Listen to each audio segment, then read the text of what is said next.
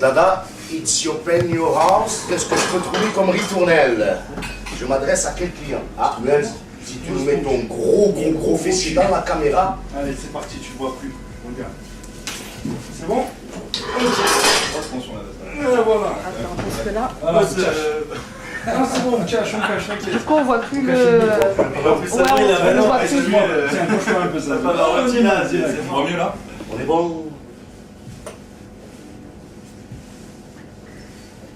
C'est bon, mais... Ouais, bah oui, attends, tu vois ton Oh, jeu. tu commences vraiment à m'énerver un peu de temps en temps. Ah, je peux faire mes filtres.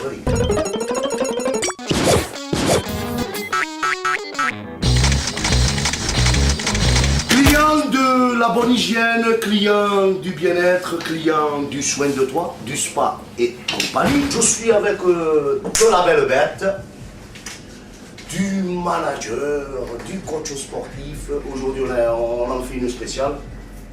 Alors, tout de suite, Vincent, par ici, pour mes clients, s'il te plaît. Bonjour. Tu veux bien présenter le binôme à côté de toi? Là, je vais vous présenter Sabril, qui est le Bonjour à tous. manager de Boris Johnston.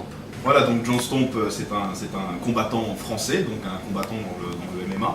Et ce gars-là, il met des tréhas aux autres. Hein. Exactement, des grosses. Dans la grosse tréha. Voilà, de la Treha qui veut dire... Rouste. Rouste. raclée. Tu comprends, client? C'est de la belle rouste dans les règles de l'art. Exactement. Il y a un arbitre, il y a tout ce qu'il faut. Voilà, il y a une ligne. Ok. Et si tu veux, Boris, on a commencé le jiu-jitsu ensemble, il y a 9 ans. Ok.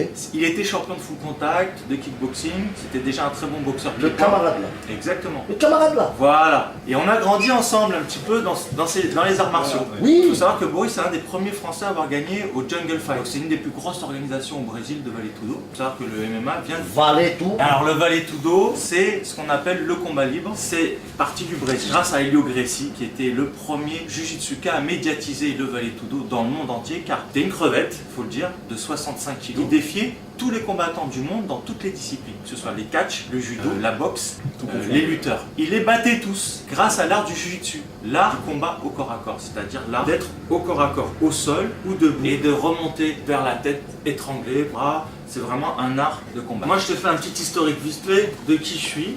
Comme ça, tu vas comprendre. Il est arrivé, tout ça, je suis emballé. Tu vas comprendre le pourquoi du combat. Parle-moi. Je suis éducateur sportif de judo jiu-jitsu, titulaire de l'équipe de France de combat. Donc c'est du karaté, du judo et de la soumission au sol comme le brésilien. D'accord. Donc technique de soumission, étranglement, clé de bras, clé de jambe, enfin la totale, tout ce qui va. Tiens, regarde. Voilà, grâce à mon expérience de compétiteur, j'ai rencontré un petit peu des pratiquants de d'autres disciplines comme le grappling, la boxe, le kickboxing et les combattants de MMA. Le MMA, on appelle ça MMA, pourquoi? C'est le mix martial art. C'est une alliance de sport de combat et d'arts martiaux, tout simplement. Ok. C'est le best of the best des sports de combat. T'as pas plus extrême au monde comme d'ici. Et donc moi aujourd'hui,